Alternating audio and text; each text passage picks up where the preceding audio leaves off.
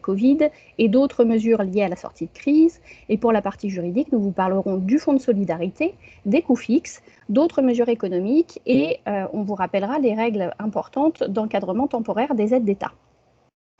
Sur la partie activité partielle, vous le voyez dans les slides, à chaque fois on va vous renvoyer pour davantage d'informations, puisqu'on a un format d'1 heure, ce qui est quand même pas beaucoup par rapport à tout ce qu'on va aborder. À chaque fois on vous aura mis le lien et la référence de l'information complète à laquelle vous pouvez vous référer. Éliminons ce qui n'a pas changé. Pour l'activité partielle, le motif de recours, c'est toujours un des 5 listés dans le Code du travail. Les formes d'activité partielle entre arrêt complet et activité réduite, ça ne change pas. La procédure de demande, les modalités de demande d'autorisation auprès de l'inspection du travail, ça ne change pas. Les délais d'instruction, on est toujours sur les 15 jours pour que l'administration vous dise oui ou revoyez votre copie. Les modalités de calcul de l'indemnité et de l'allocation n'ont pas changé non plus récemment et les modalités de demande de versement de l'allocation d'activité partielle à l'ASP n'a pas changé.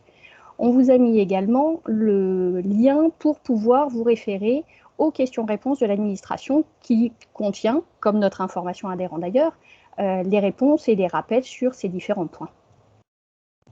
Ce qui change, puisque c'est l'objet de notre réunion de jour, c'est un rappel, ce n'est pas une modification, mais on avait un trou dans la raquette puisqu'on n'avait pas de texte pour l'année 2021. Donc maintenant, on a un arrêté du 10 mai 2021 qui maintient le contingent annuel d'heures indemnisables à 1607 heures par salarié pour l'année.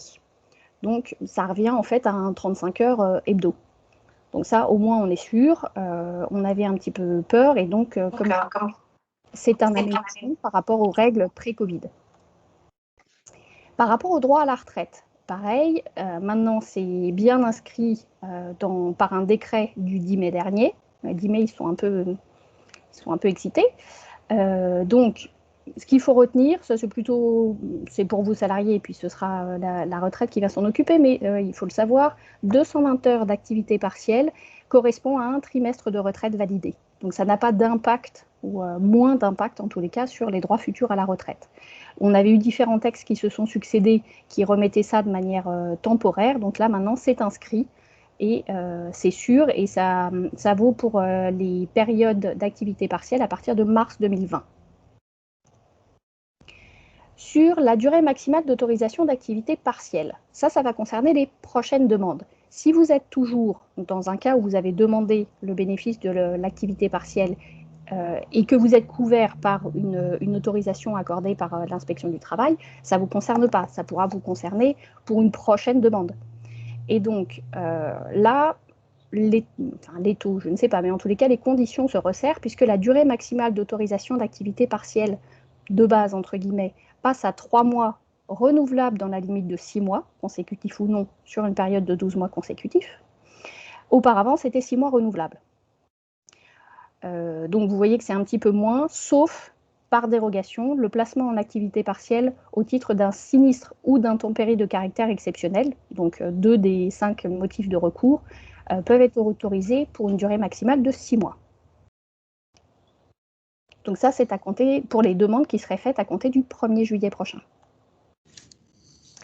Maintenant, on arrive à la douloureuse. C'est surtout ça qui motivait le webinaire du jour sur la partie activité partielle. Donc, l'indemnisation.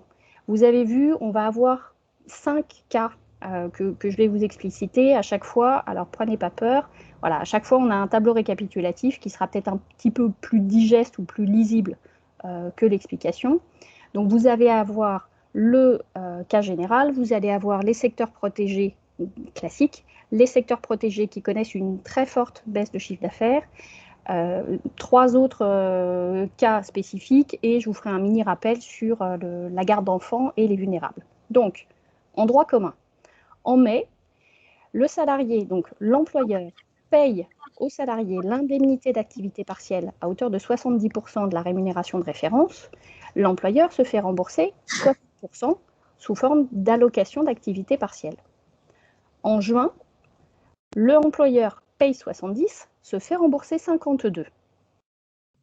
À partir du 1er juillet, baisse drastique, l'employeur paye 60 et se fait rembourser 36. Ce qu'on a développé là, je suis obligée de vous le rappeler, c'est le droit commun. Si vous suivez ce webinaire, normalement, c'est le cas. Si vous appliquez la convention collective des services de l'automobile, on vous rappelle qu'il y a des dispositions conventionnelles particulières, notamment pour les salariés cadres au forfait jour et les cadres sans référence horaire, donc qui, eux, ont un dispositif particulier. Donc, ce que je vous mets là, c'est vraiment le droit commun. C'est pour ça que je ne me suis pas embarquée à vous parler de reste à charge, puisque ça dépendra des situations. Et c'est à la fois, c'est ce qui vous intéresse, et à la fois, c'est un peu plus compliqué. Deuxième cas, les secteurs protégés et connexes.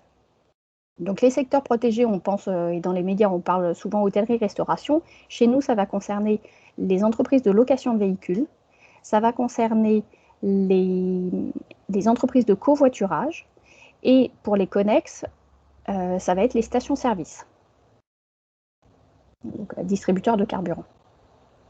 Donc, rebelote le tableau. Pour eux, le principe, c'est que jusqu'au mois de juin inclus, l'employeur paye 70, se fait rembourser 70. En juillet, l'employeur paye 70, se fait rembourser 60. En août, qui est donc un nouveau palier qui n'existait pas dans les premiers projets de texte, l'employeur paye 70, se fait rembourser 52. Donc là, le reste à charge est plus important. Et à compter du 1er septembre, retour au cas général, l'employeur paye 60, se fait rembourser 36. Un cas particulier, qui est développé un peu avant, c'est parmi... Ah, ok. Vous voyez toujours les slides ou pas, Anne? Non. Mince, pardon. Hop. Et là? Là, oui ou pas? Non. Excusez-moi. Problème technique. Hop. Ça y est. C'est bon? Voilà. Excusez-moi. Non, ça ne veut pas. Si, ça veut.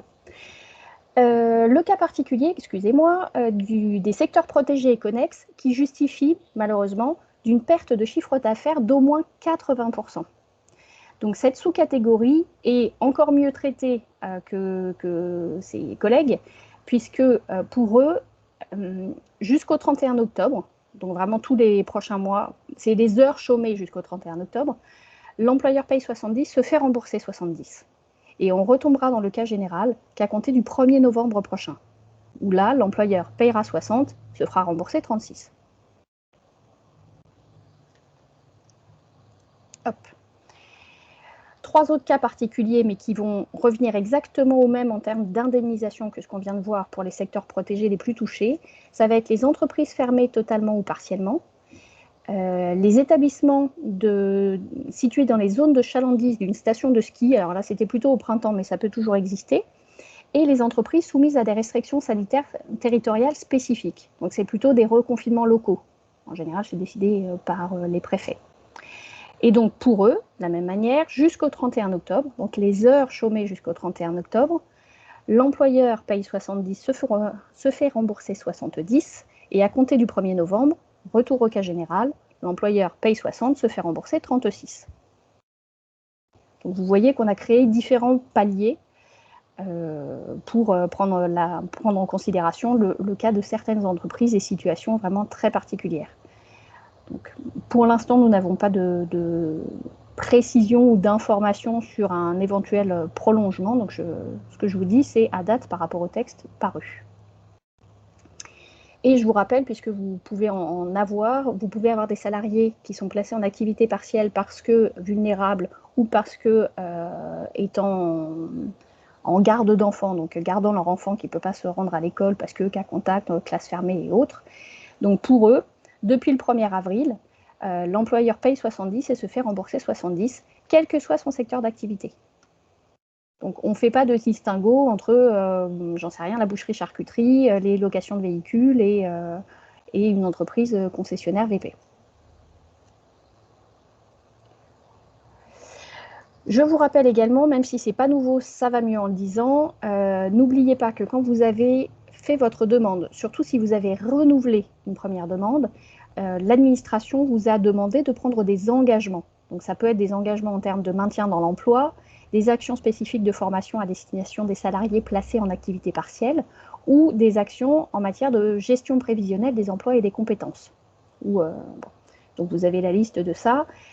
Quand vous avez fait votre demande, normalement, il y a eu un dialogue avec l'administration et donc la directe, qui est devenue la DRETS, a fixé ses engagements. Donc vous êtes obligé de les suivre. Si ce n'est pas le cas, franchement, prenez les devants et sollicitez l'administration pour voir ce qu'on peut en faire, puisqu'en cas de non-respect, l'employeur pourrait être amené à rembourser les sommes perçues au titre de l'allocation d'activité partielle.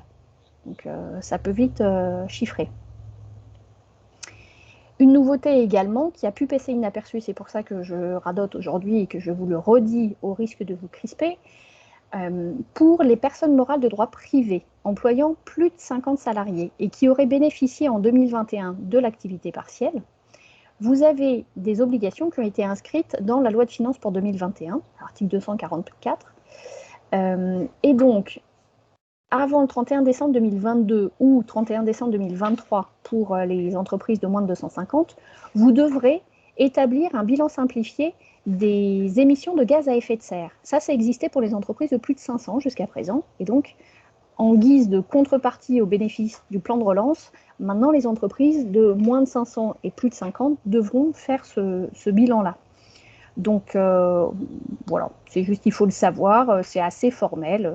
Si vous avez besoin d'un coup de main et que vous êtes adhérent du CNPA, vous nous solliciterez et puis on essaiera de vous aider dans la mesure de nos moyens. Vous devez aussi, ça c'est un peu moins nouveau pour les entreprises de 50 et plus, publier le résultat obtenu à chacun des indicateurs composant l'index de l'égalité professionnelle sur le site du ministère. Donc vous avez déjà l'obligation de publier ça sur votre site internet, mais en plus il faudra le mettre sur le site du ministère. Et vous devez faire un suivi auprès du CSE de tout ce que vous aurez pu toucher au titre de la mission plan de relance. Voilà. Je vous dis, c'est pas nouveau, enfin c'est nouveau du début de l'année, je préférais vous le redire plutôt que d'avoir un trou dans la raquette. Je vous propose de passer du coup à la prolongation des mesures exceptionnelles Covid-2, donc qui fait l'objet d'une info complète pour nos adhérents. Donc, pour rappel, ces mesures s'adressent aux employeurs de moins de 250 salariés des secteurs prioritaires S1 ou S2, S1 ou S1 bis, pardon, prioritaires ou connexes. Donc, encore une fois, chez nous, ce sont les entreprises de location de véhicules, les entreprises de covoiturage et les distributeurs de carburant. Donc, les mêmes conditions, puisque ça date de la fin de l'année dernière, ou les employeurs de moins de 50 salariés, dont l'activité qui n'appartiennent pas au S1 et S1 bis, et dont l'activité a fait l'objet d'une interdiction d'accueil du public affectant de manière prépondérante la poursuite de leur activité, ou dont l'exercice de l'activité n'a pas été autorisé en application des différents décrets de 2020. Donc ça, c'est pas nouveau, mais ce qu'il est, c'est que le décret du 3 juin dernier, donc vous voyez que c'est assez récent, prolonge aux périodes d'emploi de mars et avril 2021 l'application de ces dispositifs d'exonération et d'aide au paiement des cotisations et contributions sociales. Donc c'est plutôt une bonne nouvelle. Vous pourrez effectivement, si vous justifiez des conditions, évidemment, bénéficier une nouvelle fois de ces mesures d'exonération et d'aide au paiement.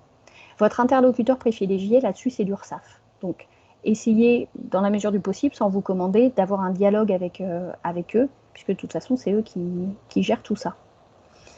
Et je vous rappelle aussi, pour les secteurs S1 ou S1 bis, donc les loueurs, toujours les mêmes, je radote, les loueurs, les entreprises de covoiturage et les distributeurs de carburant, la condition de baisse de 50% du chiffre d'affaires mensuel peut continuer en 2021 à être appréciée par rapport au chiffre d'affaires du même mois en 2019, quand c'est plus favorable que la comparaison par rapport à 2020. Attention, je vous l'avais mis en fin de ce slide-là, le montant cumulé des exonérations et aides au paiement perçues par l'entreprise au titre donc Covid-1 et Covid-2 ne peut excéder donc vous mettez tout dans un bloc, il ne faut pas que ça excède 1 800 000 €. Ensuite, autre mesure liée à la sortie de crise, je verrai s'il y a des questions par la suite. Ça, c'est les nouveautés aussi. C'est la loi de sortie de crise, d'ailleurs, qui prévoit tout ça. En matière d'entretien professionnel et d'entretien d'état des lieux. Donc, les nouveautés, c'est que pour les entreprises de 50 salariés et plus, qui peuvent être concerné par ce qu'on appelle l'abondement correctif, c'est-à-dire vous n'avez pas rempli vos obligations en termes de formation et en termes de suivi des salariés tous les 2 ans avec l'entretien professionnel, vous êtes tenu de procéder à ce qu'on appelle un abondement correctif de 3 000 € au compte personnel de formation des salariés concernés. Ça, vous avez jusqu'au... c'est reporté, pardon, la sanction, entre guillemets, est reportée jusqu'au 30 septembre 2021. Donc, si vous voyez que vous ne remplissez pas vos obligations, vous devrez procéder à cet abondement correctif au 1er octobre prochain. De la même manière, pour déterminer si vous êtes tenu de procéder à cet abondement correctif, vous avez 2 possibilités. C'est assez, c'est pas complexe, mais c'est un peu casse-bonbon, donc vous pourrez regarder l'info. Vous avez 2 méthodes pour regarder. En fait, vous piochez salarié par salarié selon les règles qui vous arrangent, sachant que celle qui est commune aux 2, c'est que vous avez l'obligation d'avoir procédé aux entretiens professionnels obligatoires pour le salarié. Donc, s'il n'y a pas de cas particulier pour votre salarié, c'est au moins tous les 2 ans. Si vous ne l'avez pas fait, il n'y a pas de méthode de rattrapage, malheureusement. Et l'entretien professionnel d'état des lieux, la date butoir, c'est le 30 juin prochain. On a déjà gratté plus d'1 an, donc là, c'est plus possible. À propos d'entretien professionnel et d'entretien d'état des lieux, je me permets une toute petite parenthèse. Le 30 juin, c'est aussi la date butoir pour que vos salariés, puisque vous ne pouvez pas le faire pour eux, donc pour que vos salariés transfèrent les droits acquis au titre du DIF sur leur compte personnel de formation. Donc, si vous aviez communiqué, et je vous y invite, auprès de vos salariés pour les inciter à le faire, pour qu'ils ne perdent pas toutes les heures de DIF, la date butoir, c'est le 30 juin. Au-delà, ce sera perdu. Donc, pareil, c'est reporté depuis au moins 1 an et demi. Donc là, c'est vraiment dernière ligne droite. Ce qui n'est pas transféré, c'est perdu. Un report d'une mesure que vous connaissez depuis l'année dernière, mais c'est la loi de sortie de crise qui le rappelle, c'est donc la possibilité par accord d'entreprise. Il n'y a pas d'accord de branche en la matière dans les services de l'automobile, il n'y en a plus. Donc vous avez la possibilité, seulement par accord d'entreprise, de imposer la prise de congé payé acquis ou modifier les dates de congé déjà posées, en respectant un délai de prévenance d'au moins 1 jour franc. La mesure qui existait jusqu'à présent, c'était 6 jours concernés. Là, vous passez à 8 jours. Néanmoins, si vous aviez déjà un accord, théoriquement, vous aviez dû calibrer votre accord sur la période de prise des congés payés. Donc, il vous faudra reprendre, soit prolonger par avenant cet accord d'entreprise, soit prendre un nouvel accord d'entreprise pour bénéficier de cette prolongation. Vous avez donc, dans l'accord d'entreprise, aussi la possibilité de fractionner le congé principal sans nécessiter que le salarié en soit d'accord et de refuser un congé simultané à des conjoints ou des partenaires pacsés travaillant dans la même entreprise. Et enfin, en matière de repos et de compte épargne-temps, sous réserve que l'intérêt de l'entreprise le justifie, eu égard aux difficultés économiques liées à la propagation du Covid-19, dans les 2 cas, évidemment, on ne fait pas ça juste parce qu'on a envie. Vous avez donc la possibilité d'imposer ou de modifier, même en l'absence d'accord collectif, en respectant un délai de prévenance d'au moins 1 jour franc, la prise de jours de repos et la prise de jours de repos acquis au titre du forfait jour. Vous avez également la possibilité, même en l'absence d'accord collectif, d'imposer que les droits affectés à un compte épargne-temps soient utilisés sous forme de jours de repos et en fixer les dates en respectant un délai de prévenance d'au moins 1 jour franc.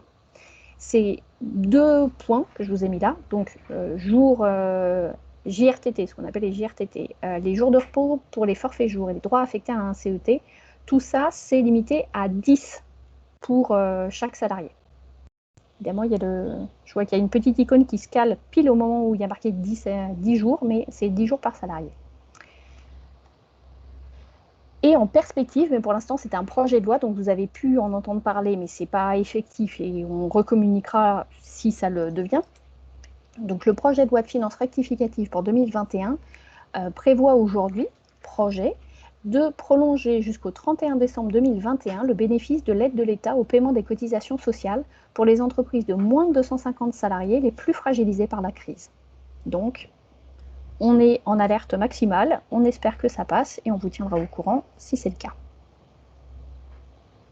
Alors, je ne sais pas s'il nous reste des questions. Je vais faire le tour après, puisque si je fais sauter le partage d'écran, vous ne voyez plus les slides. Et je ne peux pas voir le chat en même temps. Alors, Céline, Oui. il y a, je crois, Monsieur Robillard qui avait une question. Il a levé la main. Mhm. Est-ce qu'on lui donne la Excusez-moi, parole? Voilà, Oui, je vous merci. écoute. excusez-moi, c'était une erreur. Ah, pardon. Très bien. Vous Pas êtes de souci. excusé, pas de souci. Et sinon, il n'y avait pas d'autres questions dans le chat, Céline. D'accord. Si ça vous vient, de toute façon, on continue de répondre au fur et à mesure. Hein, vous inquiétez pas, c'est pas perdu. Donc, merci. Et nous arrivons à la partie fonds de solidarité. Et donc, c'est Anne de Beaumont qui va continuer. Et moi, je passe les slides. Bonjour à tous. Oui, donc là, on va vous parler du fonds de solidarité pour le mois de mai. Nous n'avons pas encore le dispositif pour le mois de juin.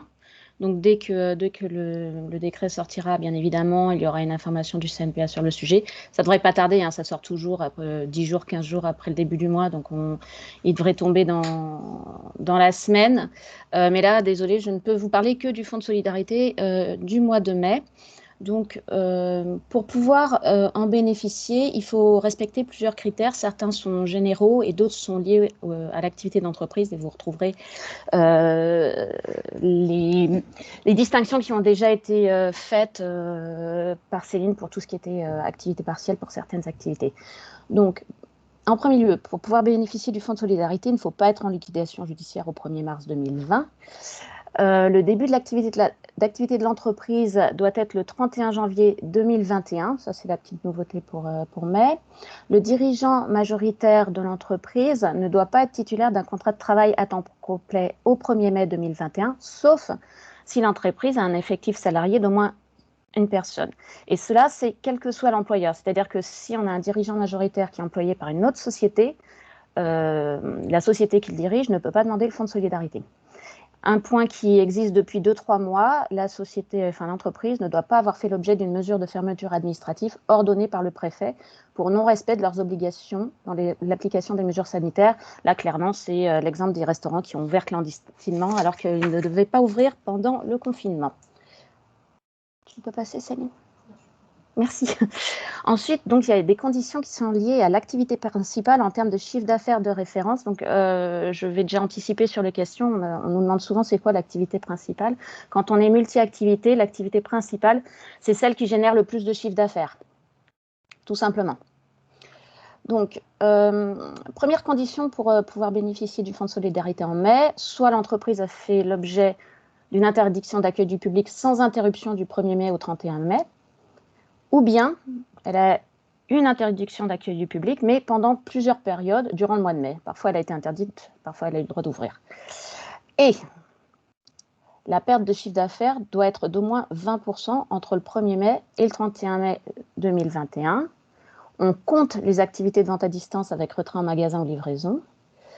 Et donc, pourquoi on a supprimé le caractère ininterrompu comme condition d'accès au fonds de solidarité, c'est qu'on a eu des commerces qui ont eu le droit de rouvrir à partir du 19 mai 2021. On vous a mis en annexe, il y a un petit lien dans le PowerPoint, je pense que de toute façon vous l'aurez. La définition de la perte de chiffre d'affaires est assez complexe. Céline, si tu veux cliquer sur annexe. Voilà, donc je voulais vous épargner la lecture de ce gros pavé. Donc vous pourrez voir, et vous le retrouverez dans l'info adhérent dont vous aurez la référence, que en fait, la notion de chiffre d'affaires de référence pour le calcul du fonds de solidarité du mois de mai peut être différente. C'est en fonction de la date de création de l'entreprise. Tu peux recliquer, non, sur la petite flèche qu'il y avait tout en bas. Il faut que tu reviennes avant. C'est trop tard. Voilà, la petite flèche. Là en bas. Voilà, merci.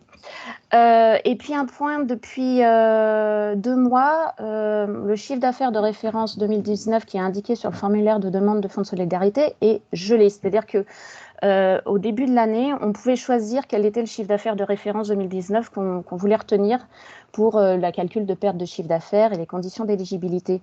Maintenant, c'est figé, c'est-à-dire que le chiffre d'affaires que vous avez choisi de déclarer pour le Fonds de solidarité au mois de février ou au mois de mars doit être le même ensuite pour les demandes de Fonds de solidarité suivantes. On peut passer, merci. Il y a un deuxième cas d'éligibilité au Fonds de solidarité, c'est pour les entreprises qui ont perdu au moins 50% de leur chiffre d'affaires au mois de mai et qui appartiennent à une des 4 catégories qui vont être déroulées. La première, donc, vous reconnaissez les activités. L'activité principale de l'entreprise figure dans la liste S1, c'est-à-dire location de courte durée de voiture, entreprise de covoiturage. Ou bien l'activité principale de l'entreprise est dans la liste S1 bis, c'est-à-dire les stations-service, plus pour ces dernières, 3 autres conditions alternatives. Pour les entreprises qui ont été créées avant le 1er mars 2020, la perte de chiffre d'affaires doit être d'au moins 80% entre le 15 mars 2020 et le 15 mai 2020, c'est-à-dire le premier confinement. Soit la perte de chiffre d'affaires est d'au moins 80% durant la période comprise entre le 1er novembre et le 30 novembre 2020, c'est-à-dire le deuxième confinement. Soit, pour les entreprises qui ont été créées avant le 1er décembre 2019, la perte de chiffre d'affaires annuel entre 2019 et 2020 est d'au moins 10%. On a un troisième cas, c'est lorsque l'activité principale de l'entreprise est dans le commerce de détail et notre secteur est exclu, en tout cas pour la vente d'automobiles et de motocycles. Elles sont situées dans les stations de montagne et environ, donc je ne pense pas qu'on en ait beaucoup chez nous. Quatrième cas, on a une activité principale dans le commerce de détail et l'entreprise a au moins un magasin de vente qui a été situé dans un centre commercial dont la surface était au moins de 10 000 m², et donc qui a fait l'objet d'une interdiction d'accueil du public entre le 1er mai 2021 et le 31 mai 2021. Ou bien, le dernier cas, c'est l'effectif du groupe d'entreprise est inférieur ou égal à 50 salariés et l'entreprise a subi une perte de chiffre d'affaires d'au moins 50% durant la période comprise entre le 1er mai 2021 et le 31 mai 2021. Et toujours dans les groupes, que ce soit le seuil d'effectif salarié et le plafond d'aide, s'apprécie toujours au niveau du groupe. Alors là, je vous ai fait une petite animation, histoire que vous puissiez visualiser les montants de l'aide en fonction des différents cas. Premier cas, je veux bien que tu cliques, voilà. Pour les entreprises qui ont été fermées administrativement sans interruption en mai et qui ont perdu au moins 20% de leur chiffre d'affaires, le montant de l'aide sera à leur choix, donc le plus intéressant pour elles, la perte de chiffre d'affaires réel jusqu'à 10 000 € ou bien 20% du chiffre d'affaires. Deuxième cas, ça on doit en avoir, ceux qui étaient par exemple dans les centres commerciaux qui ont été fermés une partie du mois et qui ont pu ouvrir après. Si l'entreprise a subi une fermeture administrative et qu'elle a perdu au moins 50% de chiffre d'affaires, au choix, elle peut choisir comme montant d'aide soit la perte de chiffre d'affaires jusqu'à 10 000 € ou bien 20% de son chiffre d'affaires. Le troisième cas, c'est pareil, elle a été fermée administrativement, mais de temps en temps, et elle a perdu entre 20% et 50% de son chiffre d'affaires. Le montant de l'aide, ce sera celui de la perte de chiffre d'affaires jusqu'à 1 500 €. On a un quatrième cas pour les entreprises qui figurent dans la liste S1, donc location de courte durée et covoiturage, et qui ont perdu au moins 70% de chiffre d'affaires au mois de mai. Au choix, elles peuvent obtenir une aide qui équivaut au montant de leur perte de chiffre d'affaires jusqu'à 10 000 € ou bien 20% de leur chiffre d'affaires. Cinquième cas, toujours une entreprise qui figure dans la liste S1 et qui a perdu entre 50% et 70% de son chiffre d'affaires. Elle aura le droit, soit toujours à son choix, d'obtenir une indemnisation équivalente à sa perte de chiffre d'affaires jusqu'à 10 000 € ou bien 15% du chiffre d'affaires perdu. Sixième cas, pour les entreprises qui figurent dans la liste S1 bis, donc les stations de service, les entreprises figurant en station de montagne environ, et celles qui étaient dans les centres commerciaux d'une taille supérieure ou égale à 10 000 m² qui ont été fermés, et qui ont perdu au moins 70% de leur chiffre d'affaires, au choix, elles pourront soit obtenir une indemnisation qui équivaut à 20% de leur chiffre d'affaires, ou bien une indemnisation qui équivaut à 80% de leur chiffre d'affaires jusqu'à 10 000 €. Et si le chiffre d'affaires perdu est inférieur ou égal à 1 500 €, elles auront bien évidemment une indemnisation qui équivaut à 100% de leur perte de chiffre d'affaires. On a un septième cas. Si toujours les entreprises qui figurent dans la liste S1 bis, donc les stations-service, les entreprises figurant en station de montagne et celles qui sont dans les centres commerciaux qui ont été fermés et qui ont perdu entre 50% et 70% de leur chiffre d'affaires, au choix, elles auront une indemnisation qui équivaudra à 15% du chiffre d'affaires, ou bien 80% de leur chiffre d'affaires jusqu'à 10 000 euros, et on retrouve la même subtilité, elles auront 100% d'indemnisation si le chiffre d'affaires perdu était inférieur ou égal à 1 500 euros. Et on a le 8e cas, c'est-à-dire toutes les entreprises qui n'entrent pas dans les 7 précédents cas. Donc, c'est les entreprises de moins de 50 salariés et qui ont perdu un chiffre d'affaires d'au moins 50%. Elles auront droit à une indemnisation qui équivaut à la perte d'un chiffre d'affaires jusqu'à 1 500 euros. On a encore des petites subtilités. Les aides sont limitées à un plafond de 200 000 euros par mois au niveau du groupe d'entreprises. Et puis, comme toujours, là c'est depuis quasiment le début, le montant du fonds de solidarité est réduit du montant des pensions de retraite et des indemnités journalières perçues ou à percevoir au titre du mois de mai 2021. C'est bon ? En pratique, comment fait-on ? Maintenant, vous avez l'habitude, pour ceux qui demandent le fonds de solidarité. Là, la nouvelle, c'est que le formulaire pour le mois de mai a été mis en ligne le 10 juin au soir, donc dans l'espace particulier sur le site des impôts. C'est la petite subtilité du fonds de solidarité, c'est que c'est pour les entreprises, mais il faut que le chef d'entreprise fasse la demande sur l'espace particulier du site. La date limite de dépôt, c'est le 31 juillet 2021. Et là, la DGFiP a mis sur son site quelques alertes. En particulier, elle dit que la majorité des entreprises qui étaient éligibles au fonds de solidarité du mois d'avril au titre des interdictions totales d'accueil du public ont basculé en mai dans le régime des interdictions d'accueil du public sur une partie du mois. Clairement, c'est toutes celles qui étaient fermées jusqu'au 19 mai et qui ont rouvert après. Donc logiquement, seuls les discothèques et les restaurants qui n'ont pas de terrasse peuvent bénéficier du régime des interdictions totales. Et donc, c'est d'où l'alerte, si l'entreprise a choisi à tort un régime d'interdiction d'accueil du public sur tout le mois alors qu'elle a pu ouvrir une partie du mois, les délais d'instruction de sa demande seront plus longs. Et donc, vous avez tous les détails sur le fonds de solidarité, mais en fait pas que du mois de mai, depuis le mois de janvier, dans l'info adhérent 21 040 sur le site du CNPA.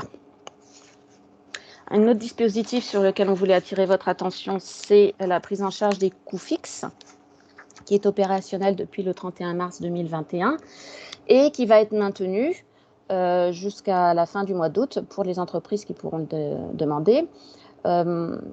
Récemment, le régime a été modifié. Au départ, il n'y avait qu'un seul régime. Maintenant, il y en a 3. Donc, une aide coût fixe qui s'appelle dite originale, une aide coût fixe dite saisonnalité, donc c'est pour les entreprises qui étaient exclues du dispositif coût fixe parce qu'elles ne pouvaient pas démontrer une perte de chiffre d'affaires de plus de 50% en raison de leur activité fluctuante sur les périodes coût fixe originales. Et puis une aide coût fixe pour les groupes. Donc là, elle concerne les entreprises qui soit font partie d'un groupe qui a saturé les plafonds mensuels, alors celui de 200 000 euros au titre du fonds de solidarité, et puis celui d'1,8 million qui est le plafond pour les aides régime temporaire Covid, qu'on vous expliquera tout à l'heure. Et puis aussi certaines entreprises qui ne font pas partie d'un groupe, mais qui ont aussi explosé ces plafonds-là. Pour l'aide originale, conditions d'éligibilité, il faut avoir bénéficié du fonds de solidarité au moins au cours de l'un des 2 mois de la période éligible. Les 2 mois de la période éligible, puisque l'aide coût fixe peut être demandée sur le premier semestre 2021, c'est janvier-février, mars-avril et mai-juin. L'entreprise doit avoir été créée au moins 2 ans avant le premier jour de la période éligible. Et puis, elle doit avoir un EBE coût fixe négatif. Et donc, sur cette slide, vous avez le mode de calcul de l'EBE coût fixe avec les postes comptables qui sont associés. Ça aussi, vous le retrouverez dans les infos adhérents dédiés. On peut passer. Céline, voilà. Là encore, il faut avoir bien sûr subi une perte de chiffre d'affaires. En l'occurrence, là, c'est 50% durant la période éligible. Et là, pareil, quand vous aurez le PowerPoint, vous pourrez cliquer sur le petit définition ici qui vous renverra vers la définition du chiffre d'affaires pour le dispositif coût fixe. Non, on ne va pas le faire. Je vois l'heure qui tourne, mais vous avez la définition dans une slide en fin de PowerPoint. Et puis, l'autre condition, c'est d'avoir réalisé plus d'1 million d'euros de chiffre d'affaires mensuel ou bien 12 millions d'euros annuels en 2019 ou appartenir à un groupe qui a donc respecté ces conditions-là. Et soit avoir été interdite d'accueil du public de manière ininterrompue au cours d'au moins un mois calendaire de la période éligible. Et puis maintenant, vous verrez, on peut demander une aide tous les mois, donc sinon c'est au cours du mois éligible.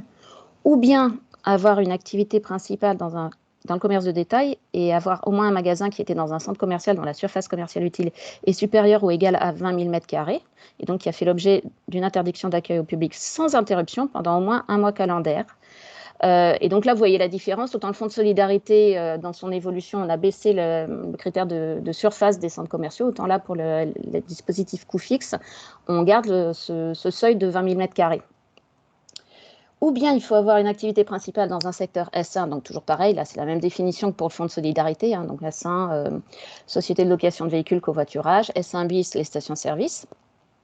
Ou bien avoir une activité principale dans le commerce de détail ou la location de biens immobiliers résidentiels et être dans une station de taille ou environ. Et là aussi, pour ce dernier cas, on exclut le commerce d'automobiles et de motocycles. Ou bien on doit appartenir à certains secteurs qui sont limitativement énumérés et qui ont des charges fixes très élevées. Donc, je vous ai mis des exemples puisque nous, on n'est pas concernés par ce cas-là. Et donc maintenant, avec la dernière modification, l'aide coût fixe originale offre le choix pour l'entreprise d'opter soit pour une aide qui porterait sur 2 mois, c'était le dispositif qui existait initialement, soit maintenant, on peut demander l'aide tous les mois. Un nota, les holdings ne sont pas éligibles au dispositif coût fixe. En revanche, les entreprises membres de l'holding peuvent demander le dispositif si elles respectent les critères d'éligibilité. Et donc, une petite définition, le mois éligible, c'est le mois calendaire au titre duquel l'aide est demandée à compter de la deuxième période éligible. Donc, si je veux l'aide pour le mois de juin, je retiens le mois de juin. Alors, on a aussi un montant qui est limité à un plafond de 10 millions d'euros, là aussi qui va être calculé au niveau du groupe. Ensuite, pour les entreprises qui ont plus de 50 salariés, l'aide coût fixe sera égale à 70% de l'opposé mathématique de l'EBE coût fixe constaté au cours de la période éligible. C'est-à-dire, pourquoi l'opposé mathématique? C'est que si vous avez un EBE négatif, forcément, l'opposé mathématique, ce sera le montant, l'équivalent du montant, mais en positif. Pour les petites entreprises, donc les moins de 50, la subvention sera égale à 90% de l'EBE négatif. La procédure de demande, bon, vous allez retrouver certaines choses quand même, ça fait penser un peu au Fonds de solidarité. Là encore, c'est par voie dématérialisée, ce coup-ci sur le compte professionnel de l'entreprise. Ce n'est pas comme pour le Fonds de solidarité qui est sur l'espace particulier, là il faut aller sur l'espace professionnel. Alors il y a certains délais que je vous ai remis. Normalement, pour les dispositifs coût fixe de janvier-février, les entreprises ne peuvent plus le demander. Donc, pour ceux qui souhaitaient demander un dispositif, une indemnité coût fixe au titre de mars et avril, on a 45 jours après le versement du Fonds de solidarité du mois d'avril pour faire la demande, donc un mois et demi. Pour mai-juin 2021, pareil, on a un délai de 45 jours après le versement du Fonds de solidarité au titre des pertes du mois de juin pour demander l'aide coût fixe. Et puis, il y a une petite subtilité, là encore, c'est si l'entreprise n'est pas éligible au Fonds de solidarité au titre du second mois de chaque période éligible, donc c'est quand on choisit la bail bimensuel, la demande d'aide doit ou devra être effectuée dans un délai de 45 jours à l'expiration de cette dite période. C'est pour ça que je vous ai mis les dates. Donc là, actuellement, on a une date butoir qui est demain pour la deuxième période bimestrielle. Et puis, troisième versement, la demande devra être faite entre le 1er juillet et le 15 août. Et donc, vous avez une IA dédiée maintenant sur l'aide originale coût fixe qui est la 21066. Je vous invite à aller dessus. Il y a en annexe tous les modèles et la liste des justificatifs que l'entreprise devra fournir avec sa demande d'aide. Et il y en a un paquet. Au cas où certains seraient concernés, l'aide saisonnalité est un peu différente. Bon, il faut toujours avoir bénéficié au moins une fois du Fonds de solidarité au cours du premier semestre 2021. Il faut avoir réalisé pendant au moins un mois de la période semestrielle de référence de 2019 un chiffre d'affaires mensuel inférieur à 5% du CA annuel 2019. Et là, pareil, Quand on clique sur le petit ici, on tombe sur une page du PowerPoint. Non, on ne le fait pas. Merci. Qui permet de voir comment est défini le chiffre d'affaires. Il faut avoir été créé avant le 1er janvier 2019. Il faut avoir eu un EBE, coût fixe négatif. Et puis, il faut avoir subi une perte de chiffre d'affaires d'au moins 50% durant la période semestrielle, donc janvier-juin, et remplir les mêmes conditions de chiffre d'affaires que pour l'aide originale. C'est pour ça que je vous renvoie à la diapo 13. C'est plus 13, pardon, parce que depuis on en a rajouté. Je corrigerai. Et il faut avoir été interdite d'accueil du public au cours d'au moins un mois calendaire de la période semestrielle éligible, ou bien exercer son activité principale dans un secteur S1 ou S1 bis. Donc là, on retrouve les sociétés de location de voitures, le covoiturage et les stations-service, ou bien exercer son activité principale dans le commerce de détail ou la location de biens immobiliers résidentiels en station de montagne, ou bien, là encore, appartenir à certains secteurs. Et là, nous ne sommes pas concernés. Bon, après, les montants, vous allez les retrouver, c'est la même chose. Donc, on a toujours un plafond de 10 millions d'euros qui est calculé au niveau du groupe. Les plus de 50 ont droit à 70% en positif, donc de l'EBE négatif qui avait été constaté, et les petites entreprises ont droit à 90%. Hop. Procédure de demande, là encore, toujours sur l'espace professionnel du site impôts.gouv.fr, en une seule fois, entre le 1er juillet 2021 et le 15 août. Là aussi, il y a une IA dédiée sur le sujet, avec énormément d'annexes, de foires aux questions rédigées par l'administration, la liste des justificatifs et les modèles de justificatifs. Par exemple, il y a des modèles d'attestation des experts comptables qui seront très utiles. Une petite subtilité là encore, les aides originales et saisonnalité ne sont pas cumulables. Donc, c'est-à-dire que si une entreprise a fait une demande d'aide dite originale, et qu'ensuite elle fait une demande d'aide saisonnalité, ben forcément, on déduira le montant qu'elle a déjà reçu de l'aide coût fixe saisonnalité. Au niveau du groupe, donc l'aide groupe, donc je vous disais, donc soit on est une entreprise qui n'appartient pas à un groupe, soit on est une entreprise qui appartient à un groupe, dont au moins une des entreprises du groupe a obtenu le fonds de solidarité au cours d'un des mois de l'une des périodes exigibles, donc qu'on vous a présenté tout à l'heure. Et les autres entreprises du groupe n'ont pas pu obtenir le versement du fonds de solidarité parce que le groupe excédait les plafonds, soit de 200 000 euros pour le fonds de solidarité, soit de 1,8 million pour les aides Covid régime temporaire. Bien évidemment, il faut quand même remplir au titre de l'un des mois d'une des périodes éligibles pour demander l'aide, les conditions qui pourraient être éligibles au fonds de solidarité, là encore, mais on ne doit pas l'avoir eu parce qu'on a explosé les plafonds. Et puis, c'est pour ça que j'ai juste mis cette petite phrase, je vous renvoie aux conditions prévues pour l'aide coût fixe dite originale pour les autres critères d'éligibilité. Le montant, toujours plafonné à 10 millions au niveau du groupe sur le premier semestre 2021. Donc le montant, ce sera une subvention unique qui correspond à la somme des aides dues à chaque entreprise éligible pour le groupe au cours des périodes éligibles ou pour le semestre. Et puis sinon, une subvention qui, au titre de chaque période éligible, au titre de la période semestrielle pour chaque entreprise, le montant de l'aide est calculé selon les modalités de l'aide dite originale et de l'aide dite saisonnalité. La procédure, pareil. Sur le site des impôts, espace professionnel, en une fois par l'une des entreprises du groupe, au nom de l'ensemble des entreprises du groupe. C'est-à-dire qu'au niveau du groupe, il va falloir identifier quelle est l'entreprise qui fera la demande. Donc, pour celles qui ne demandent que, en fait, au titre du groupe, l'aide originale, donc on peut faire la demande depuis le 21 mai et au plus tard avant le 31 juillet. Et pour celles qui demandent l'aide complémentaire saisonnalité, on pourra faire une demande à partir du 1er juillet 2021 jusqu'au 15 août. Là encore, on a une IA dédiée aide coût fixe groupe et avec toute la liste en annexe des justificatifs demandés et les modèles de documents que vous pourrez télécharger en format PDF ou Excel. Là, on va vous faire une petite présentation en avant-première des autres mesures économiques qui sont envisagées. La première, c'est dans le projet de loi de finances rectificative pour 2021. Alors, on est dans un contexte de sortie de crise, mais certains dispositifs sont prolongés quand même Par exemple, jusqu'à l'été 2021, c'est-à-dire le 31 août 2021, on aura le fonds de solidarité qui sera maintenu, l'activité partielle et les exonérations des aides au paiement de cotisations sociales. Le prêt garanti par l'État est prolongé jusqu'au 31 décembre 2021. A priori, là, c'est un projet de loi de finances rectificative, ça peut changer. Et la nouvelle, c'est la création d'un fonds de transition de 3 milliards d'euros pour soutenir les entreprises de taille significative, donc les ETI, les grandes entreprises, dont l'activité a été affectée par la crise sanitaire et qui rencontrent des besoins de financement. Je ne peux pas vous en dire plus parce qu'on n'a pas le détail. On a aussi, pour ceux qui voudront échanger et qui le font avec leur expert comptable, un assouplissement temporaire du report en arrière des déficits qui est envisagé.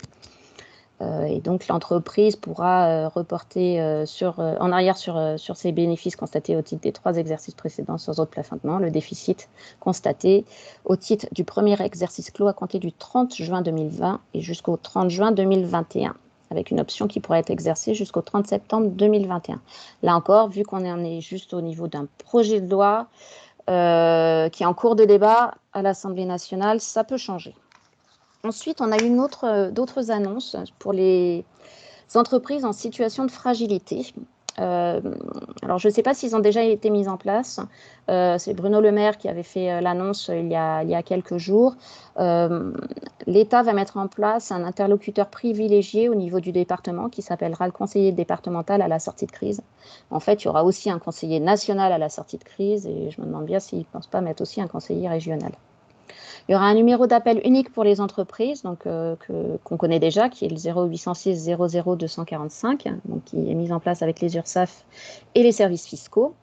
L'objectif, c'est de détecter les signaux faibles et pour les détecter, le gouvernement entend s'appuyer sur tous les interlocuteurs de l'entreprise, donc outre les services fiscaux, les tribunaux de commerce, les réseaux d'experts comptables, les commissaires aux comptes, les administrateurs et mandataires judiciaires. Le gouvernement envisagerait également de mettre en place un mandat ad hoc de sortie de crise pour les entreprises les plus petites, celles qui ont 10 salariés maximum et qui rencontrent des difficultés financières en raison de la crise sanitaire et de ses conséquences. Son coût, ce serait pour les moins de 5 plafonné à 1 500 € hors taxe et à 3 000 € hors taxe pour les entreprises de 5 à 10 salariés. Là encore, on n'a pas le détail, les textes ne sont pas sortis, donc ça risque d'évoluer. Et puis, il y a une procédure collective simplifiée qui va être mise en place pour les petites entreprises dans notre code des traitements de sortie de crise pour les aider à restructurer leurs dettes et les aider à rebondir. Là encore, a priori, cela concernerait les entreprises individuelles ou celles dont l'effectif et le bilan sont inférieurs à certains seuils. Et là, pour l'instant, je ne peux pas vous en dire plus puisque les concertations ont encore lieu. Et puis, pour ceux qui se poseraient la question... on prendra les questions après. Un petit rappel, on nous a régulièrement demandé comment devaient être traitées toutes ces aides au regard des aides d'État. En fait, il y a un régime temporaire qui a été autorisé par la Commission européenne qui s'appelle le SA 56-985, qui s'applique aux aides octroyées jusqu'au 31 décembre 2021. Et c'est là où on trouve le fameux plafond d'1,8 million par entreprise ou au niveau du groupe si elle fait partie d'un groupe. Donc, c'est au titre de toutes les aides reçues par l'entreprise ou le groupe ne doivent pas excéder 1,8 million. On regarde toutes les formes de subventions directes, d'avances remboursables, d'avantages fiscaux, qui ont été obtenus par l'entreprise pour calculer ce plafond. Et puis, si jamais on déplace le plafond, l'entreprise devra rembourser l'aide. Et là, c'est l'État qui insiste, c'est l'entreprise qui doit vérifier, donc bien évidemment avec son expert comptable, si elle excède le plafond ou pas et faire les bonnes déclarations. On a dans les questions-réponses du dispositif FNE Formation une petite liste des aides qui doivent être prises en compte pour calculer le plafond et celles qui sont à ignorer. Donc, celles qui doivent être prises en compte, par exemple, c'est la subvention sollicitée au titre du FNE Formation 2021, le fonds de solidarité et les aides qui auraient été publiques, qui auraient été soumises au régime temporaire, qui auraient été reçues par l'entreprise. En revanche, on devrait ignorer pour le calcul des plafonds les subventions reçues en 2020 au titre du FNE Formation, l'activité partielle, le prêt garanti par l'État, les crédits impôt recherche pour ceux qui en bénéficient, les aides perçues au titre des aides de minimis qui sortent, donc on ne les prend pas en compte dans le cadre du régime temporaire. Et puis d'autres aides reçues au type ce qu'on appelle les régimes exemptés. Et donc on a une liste assez détaillée dans le fameux question-réponse FNE Formation dont vous avez mis le lien. Donc si vous cliquez, vous tomberez sur le PDF. En revanche, on a jamais on a cherché avec Céline, on n'a pas une liste vraiment claire de qu'est-ce qui rentre dedans, qu'est-ce qui rentre pas dedans. Sinon, vous pensez bien, on aurait communiqué dessus. Et dans la dernière diapo, on vous met les liens vers des informations du site du CNPA qui peuvent vous être utiles et les foires aux questions du ministère de l'économie et de la direction des finances publiques. Donc la première info, c'est une information générale qu'on appelle la page Corona du site qui de manière assez succincte vous informe quasiment en temps réel sur par exemple, on communiquait sur le confinement avant, maintenant on communique sur le déconfinement. On a la liste des principales informations en social et en économique qu'on peut télécharger sur le site du CNPA, dont, pour ce qui concerne le Fonds de solidarité, les coûts fixes, les mesures économiques en général, une première information qui s'appelle Focus sur les mesures économiques d'urgence, qui est vraiment le catalogue de tout ce qui a été mis en place depuis le mois de mai 2020. Donc, elle est régulièrement mise à jour, dès qu'on a une nouvelle information, on la met. Mais si vous avez besoin un jour de savoir tout ce qui a été fait depuis le début de la crise Covid, vous allez sur cette page-là. Et sur cette page-là aussi, vous avez les liens vers les informations adhérents, thème par thème. Vous avez le lien vers l'information adhérent Fonds de solidarité en 2021, sur les 3 informations adhérents concernant les coûts fixes. Je vous remets aussi le lien vers les prêts garantis par l'État, vers cette IA, et puis le fameux projet de loi de finances rectificative pour 2021 avec les principales mesures que vous avez déjà, dont vous avez déjà pris connaissance sur la page dédiée. Je ne sais pas s'il y a des questions. Nous n'avons pas d'autres questions. Je vous remercie pour votre écoute.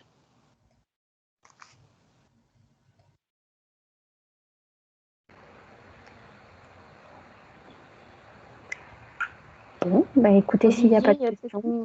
Une conclusion, je ne sais pas, des annonces à faire du côté d'Olivier peut-être? Non, c'est vous qui pilotez la réunion. Bien, on a tenu l'heure. Voilà. Est-ce que vous avez... Il y a encore des questions peut-être, non? Ou Non. Tout est clair? Apparemment, tout est clair. Mais là, vraiment, pour ceux qui voudraient faire les demandes coûts fixes, surtout, allez sur les informations adhérents parce qu'il y a tellement d'annexes, tellement de modèles à télécharger.